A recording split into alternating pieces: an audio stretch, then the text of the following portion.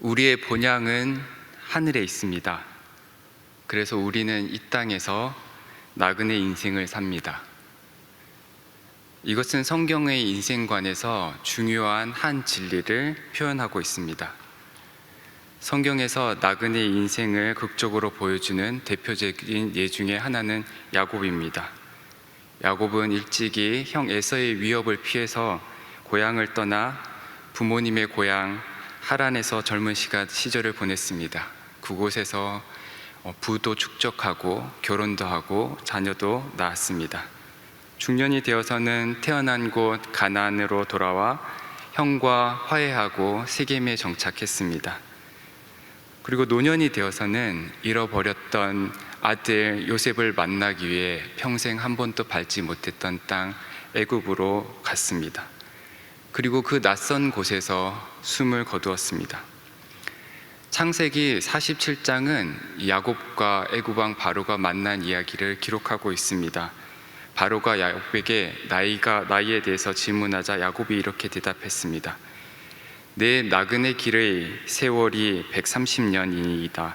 내 나이가 얼마 못 되니 우리 조상의 나그네 길의 연조에 미치지 못하나 험악한 세월을 보냈나이다. 이 생을 마감하기 전 야곱은 자신이 죽으면 자신의 할아버지가 가나안 땅의 매장지로 구입해 두었던 이 가나안 마므레 앞 막벨라 밭굴에 장사해달라고 유언을 남겼습니다. 야곱의 유언은 이 본향에 대한 그의 소망을 간접적으로 표현하고 있다고 볼 수 있습니다.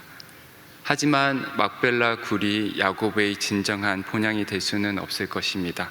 그의 본향은 아마도 다른 어딘가에 있을 것 같습니다. 오늘날 한국 사회에서 야곱과 같이 이 양을 치는 목자로서 유목민의 삶을 사는 사람은 거의 없습니다.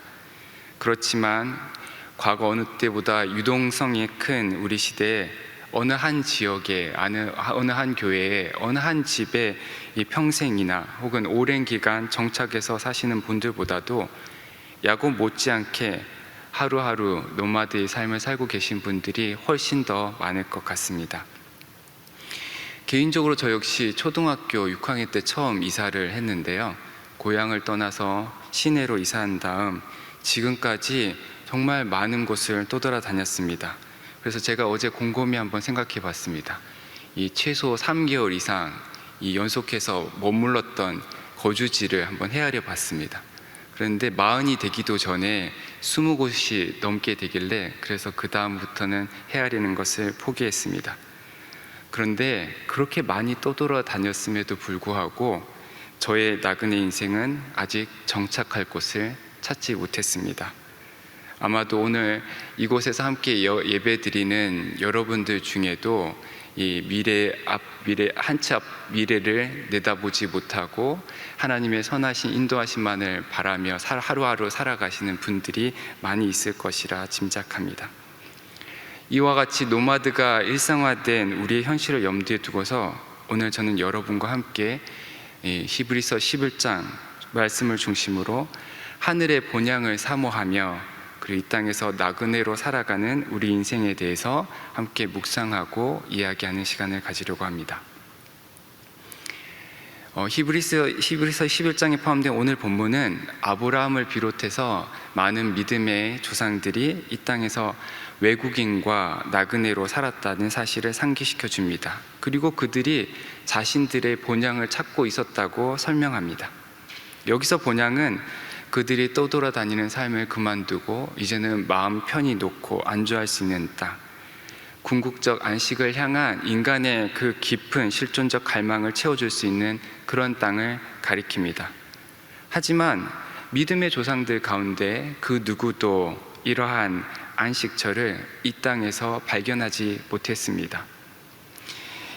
가만히 생각해 보면 믿음의 조상들이 이 땅에서 유목민의 삶을 산 것은 이 땅 어디에선가 자신들의 깊은 갈망을 채워줄 안식처, 본향을 찾을 수 있다고 생각했기 때문이 아니라 오히려 이 땅 어느 곳도 자신들의 본향이 될 수 없음을 깨달았기 때문에 그렇게 유목민의 삶을 살지 않았나 생각해 봅니다. 히브리서 기자도 많이 그들이 자신들이 태어나고 자란 고향, 오늘 본문에 따르면 그들이 나온 바 본향을 생각하였다면 그곳을 찾아 돌아가기가 어렵지 않았을 것이라고 말합니다. 아브라함의 경우를 생각해 보면 자신이 떠나온 하란으로 돌아갈 수도 있고 자신이 태어났던 갈대아 우르로 돌아갈 수도 있었을 것입니다. 하지만 아브라함이 찾고 있었던 본향은 자신이 태어나고 자란 고향이 아니었습니다. 자기 인생의 출발점이 되었던 땅, 그리움과 향수의 땅이 아니었습니다. 아브라함이 진정 찾고 있었던 본향은 그의 마음속 깊은 갈망을 채워줄 수 있는 궁극적 안식의 땅, 그의 인생의 목적이 되는 그런 소망의 땅이었습니다. 오늘 우리에게 주신 하나님 말씀에서 히브리서 기자는 그 땅을 더 나은 본향이라고 묘사합니다. 그리고 그 더 나은 본향은 하늘에 있다고 부연 설명해 줍니다. 사실 하나님께서 우리에게 약속해 주신 땅, 그래서 우리 그리스도인들이 소망하는 본향은 우리 중 그 누구도 한 번도 가본 적이 없는 곳입니다. 그래서 우리가 우리의 과거를 돌아볼 때 거기에서 우리의 본향을 찾을 수가 없습니다. 우리 현재, 우리 주변을 돌아보아도 이곳에서 우리의 본향을 찾을 수 없습니다. 물론 비행기를 타거나 우주선을 타고 하늘에 올라가도 거기서도 본향을 찾을 수 없습니다.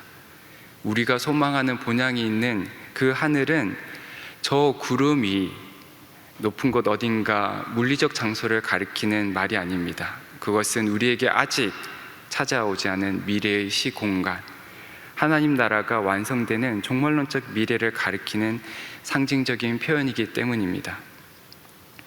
말하자면 사람들이 통상 말하는 고향과 달리 우리 그리스도인들이 소망하는 본향은 우리 인생의 과거가 아니라 우리 인생의 미래, 우리 인생의 출발점이 아니라 우리 인생의 궁극적 목적지와 관련되어 있습니다. 창조자 하나님께서 우리 한 사람 한 사람을 만드실 때 우리 인생의 운명으로 예정해 두신 곳, 우리 인생의 궁극적 종착지로 예정해 두신 곳을 가리킵니다. 우리는 마지막 날 그곳에서 우리 인생과 더불어 창조 세계 전체가 완성되는 것을 경험하게 될 것입니다. 그리고 그곳에서 부활의 몸을 입고 삼위일체 하나님의 영원한 삶에 참여하며 만물과 더불어 참된 안식을 누리게 될 것입니다. 여기서 제가 1차적으로 강조하고 싶은 것은 하나님께서 우리에게 약속하시고 그래서 우리가 소망하는 그 본향이 지금 이곳에 없다는 사실입니다. 우토포스, 유토피아, 지금 여기에 없는 그곳을 우리가 사모하고 소망하고 있습니다. 주변을 아무리 열심히 돌아보아도 세계 곳곳을 아무리 부지런히 돌아다녀도 심지어 아무리 깊은 우주까지 사사치 여행한다 하더라도 우리는 그 어느 곳에서도 우리의 본향을 발견할 수 없습니다. 우리는 다만 우리 눈에 보이지 않는 그곳 본향을 믿음으로 바라볼 뿐입니다. 우리는 다만 아직 도달하지 못한 그 본향을 사모함으로 그곳을 향해 계속해서 달려갈 뿐입니다. 히브리서 기자가 우리에게 전하고자 하는 메시지도 하늘의 본향을 소망함으로 지금 이곳에서 나태하거나 무기력해지지 말고 안주하지 말고 인내하며 믿음의 경주를 열심히 달려가라는 것입니다. 그렇다면 그리스도인들은 이 현재 상황, 현재 세계, 현재 삶에 만족하거나 안주하거나 거기에 멈춰 있을 수 없습니다. 그래서 그리스도인들은 이 세상에서 언제나 낯선 사람, 이방인으로 살아갑니다.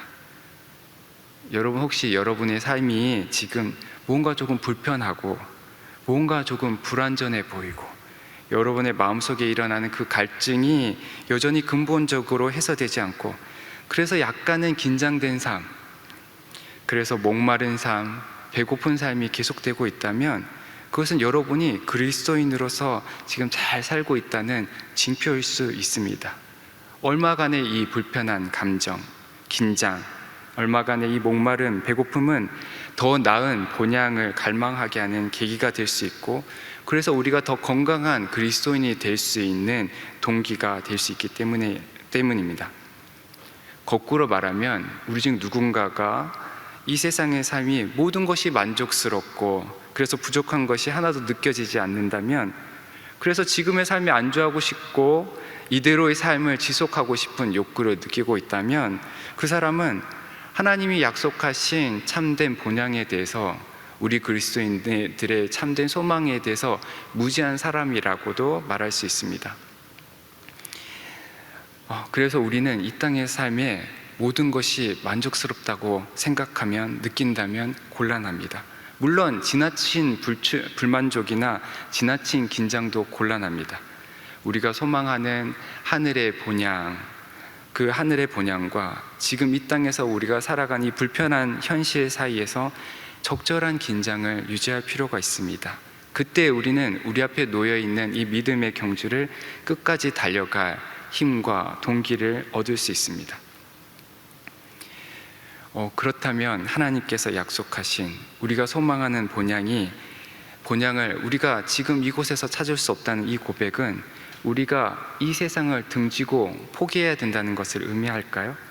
이 세상에 더 이상 아무런 소망을 둘 수 없다는 그런 뜻을 갖고 있는 것일까요? 물론 그렇지 않습니다. 오히려 역설적이게도 우리의 본향이 하늘에 있기 때문에 우리는 이 땅에 소망을 두고 이 땅에서 불완전하고 불만족스럽고 불편한 삶을 진지하고 성실하게 살아가야 합니다. 우리가 이 땅에서 나그네 인생을 산다는 것은 언젠가 우리가 이 땅을 버리고 떠나 하늘에 올라간다는 것을 의미하지 않습니다.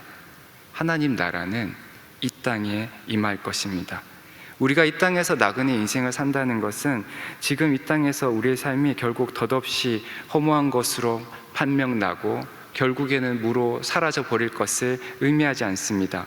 우리가 이 땅에서 나그네 인생으로 산다는 것은 다만 지금 이 땅에서 우리의 삶이 우리 인생의 완성이 될 수 없고 지금 이 모습이 우리 인생의 목적지, 종착지가 될 수 없음을 표현할 따름입니다. 그래서 우리는 이 땅에서 지금의 삶에 안주하고 만족하기보다는 영원한 하늘에 궁극적인 소망을 두고 계속해서 전진하는 여행을 해야 한다는 것을 의미할 따름입니다. 이것은 지금 이곳에서 우리의 나그네 인생을 덧없는 것으로 만들지 않습니다. 제가 생각해 볼 때 결국에 우리는 하나님이 우리에게 약속하신 그 하늘의 본향에서 우리가 이 땅에서 살았던 삶의 모든 관계들을 다시 만나게 될 것입니다. 오늘 본문에 조금 앞서 히브리서 11장 9절은 아브라함이 이방의 땅에 있는 것 같이 약속의 땅에 거류했다, 이렇게 기록하고 있습니다. 이 구절은 제가 볼 때 매우 흥미롭습니다. 아브라함은 분명 하나님의 명령을 받고 약속을 믿고 하나님 약속하신 그 가나안 땅에 이르렀습니다. 그리고 그 약속의 땅에 머물고 있었습니다. 그렇다면 어떤 의미에서 아브라함은 자신의 본향을 찾았다고 말할 수도 있을 것입니다. 그런데 히브리서 기자는 아브라함이 마치 그 땅에 이방의 땅에 있는 것 같이 머물렀다고 말합니다. 아브라함이 머무는 땅은 분명 약속의 땅이었습니다.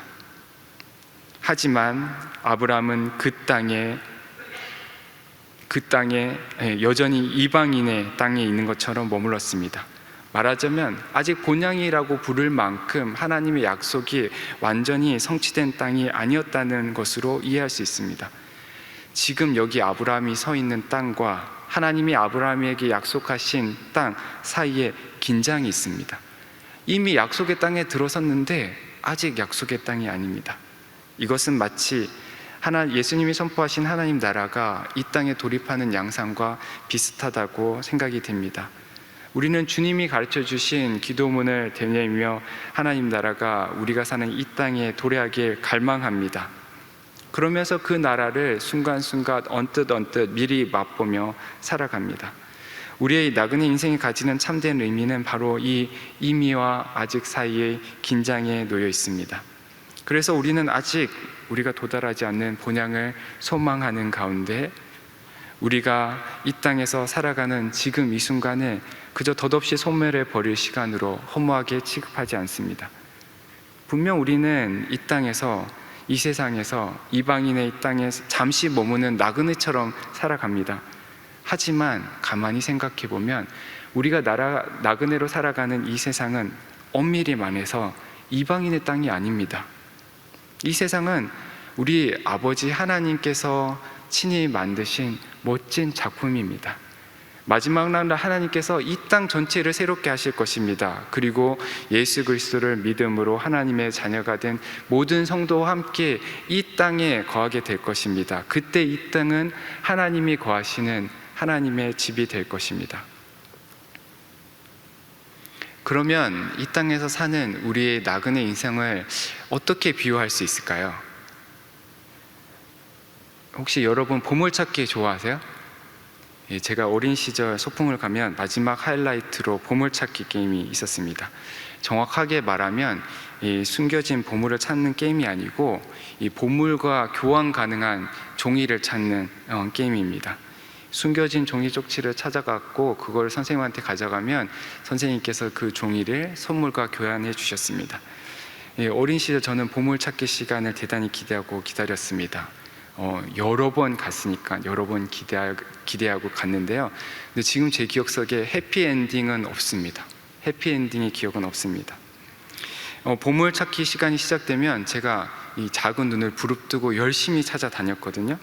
그런데 어찌된 일인지 몰라도 이 숨겨져 있는 보물은 제 눈을 피해 다녔습니다. 친구들은 정말 잘 찾았습니다.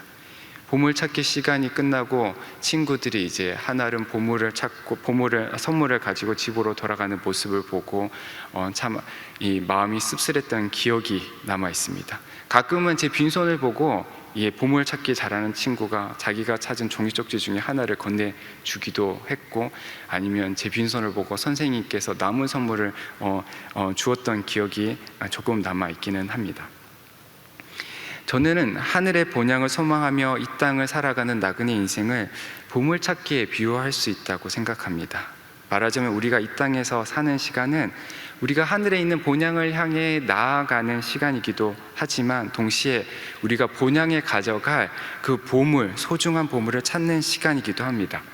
우리가 이 땅을 살면서 이 땅에서 찾은 그 소중한 보물들, 관계의 보물들, 추억의 보물들은 우리가 본향에 들어갈 때 우리가 함께 가지고 갈 보물들입니다.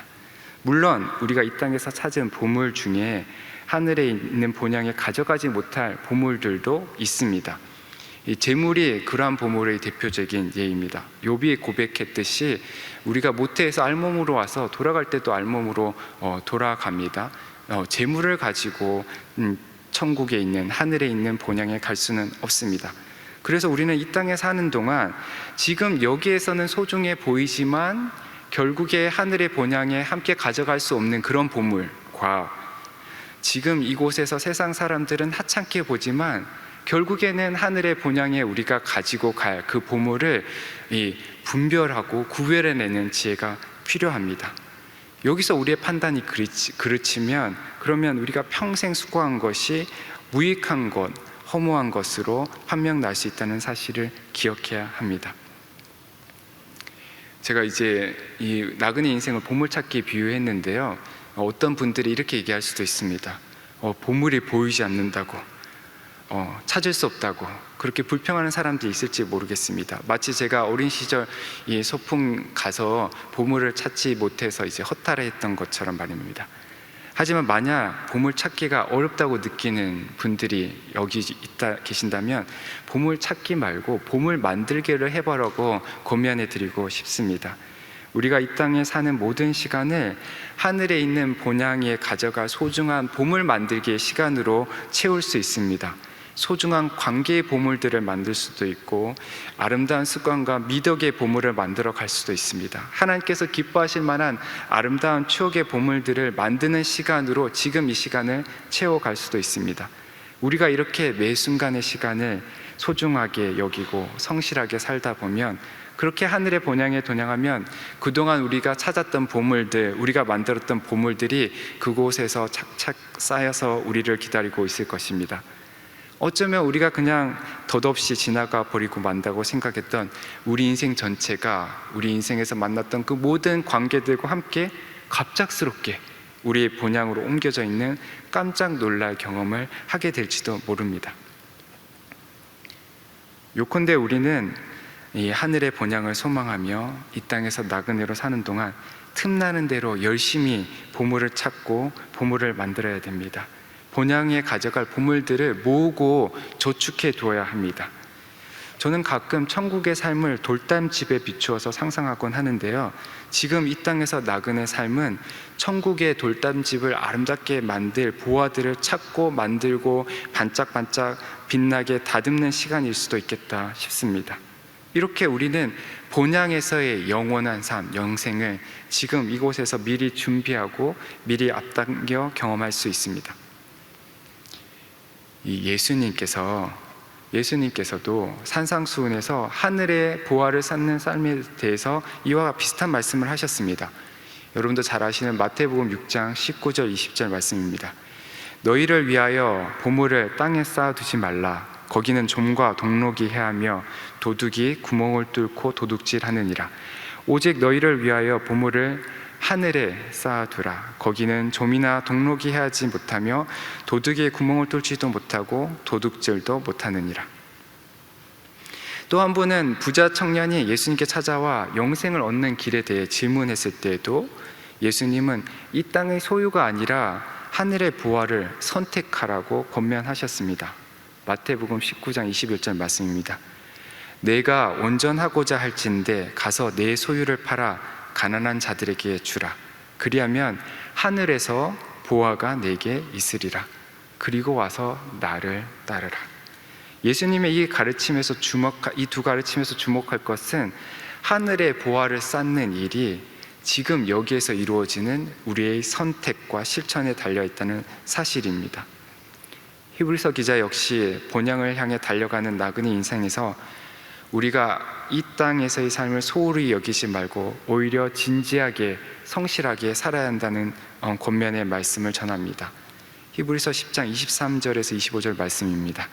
또 약속하신 이는 미쁘시니 우리가 믿는 도리의 소망을 움직이지 말며 굳게 잡고 서로 돌아보아 사랑과 선행을 격려하며 모이기를 패하는 어떤 사람들의 습관과 같이 하지 말고 오직 권하여 그날이 가까움을 볼수록 더욱 그리하자. 하나님의 약속에 대한 소망, 그리고 미쁘신 하나님에 대한 믿음, 그 가운데 흔들리지 않고 서로를 향해 사랑과 선행을 실천하는 일, 이것이 하늘에 있는 본향에서의 영생을 준비하는 길이고 이것이 바로 이 땅에서 나그네 인생을 즐기는 길입니다. 오늘날 전 세계가 팬데믹과 기후재앙의 위협, 빈부격차 확대, 거짓 뉴스를 통한 혐오와 차별의 문화 확산, 갈등과 폭력의 증대 등 온갖 안타까운 어려운 문제들로 혼돈과 어둠의 시대를 살고 있습니다. 이러한 때 한국 교회가 어두운 세상을 밝히는 빛이 되고 위기의 길을 돌파할 길을 제시해야 할 텐데 오히려 교회가 세계상의 위협을, 사회의 우려를 사고 있는 안타까운 현실을 우리 모두가 잘 알고 그걸 경험하고 있습니다. 지금 한국교회 위기는 박해를 통한 외부의 위협 때문이 아닙니다. 죄악과 죽음의 견고한 진을 파괴할 수 있는 예수 그리스도의 복음의 그 역동적 능력이 우리 안에 보이지 않고 무기력하고 나태한 신앙이 우리 그리스도인들의 마음을 지배하는 데서 한국 교회의 진정한 위기가 기원합니다. 그로 인해 하늘의 본향을 소망하는 본래의 기독교 신앙이 이 땅의 현실을 도외시하고 내세만을 앙망하는 타계적 신앙으로 변질되거나 혹은 나그네 신앙의 의미를 망각하고 하늘의 보화를 쌓기보다 땅의 보화를 쌓는 일에만 몰두한 데서 우리 교회가 지금 이런 위기에 처해 있다고 말할 수 있습니다. 이러한 때 우리는 우리 신앙과 인생의 목적지를 다시 분명히 함으로써 새로운 출발을 모색할 필요가 있습니다. 속도가 아니라 방향이 중요한 때입니다. 위기의 때일수록 맹목적인 열정이 아니라 사려 깊은 분별력이 필요합니다. 우리 인생과 신앙의 종착지가 여기 이곳이 아니라 저기의 하늘에 있음을 잊지 않는 것이 중요합니다. 그리고 본향에 있는 하늘에 보화를 쌓는 삶을 이 땅에서 게을리하지 말아야 합니다. 열심히 보물을 찾고 보물을 만들어야 합니다. 물론 하늘 본향에 가져갈 수 있는 그 보물들을 식별해내고 구별해내고 그런 보물들을 찾고 만들고 모아야 됩니다. 이 일에 우리에게 본이 되시는 한 분이 계십니다. 아브라함을 비롯해서 구약에 소개된 믿음의 조상들은 단지 약속의 말씀만을 믿고 소망 가운데 멀리 바라보고 행하였다면, 예수님은 몸소 이 약속을 선취하시고 우리의 믿음이 결코 헛되지 않을 것임을 보증해 주셨습니다. 이제 믿음의 주 되시고 또한 우리의 믿음을 온전하게 하시는 예수님을 함께 바라봅시다. 그리고 예수님을 바라보면서 모든 무거운 것과 얽매이기 쉬운 죄를 벗어버리고 인내로서 우리 앞에 당한 경주를 함께 달려갑시다. 하나님이 살아계신 것과 하나님이 자기를 찾고 의지하는 모든 자에게 상 주시는 이심을 믿는 우리 모두는 이 인내의 경주 끝에 결국 하늘에 있는 본향에 당도하게 될 것입니다.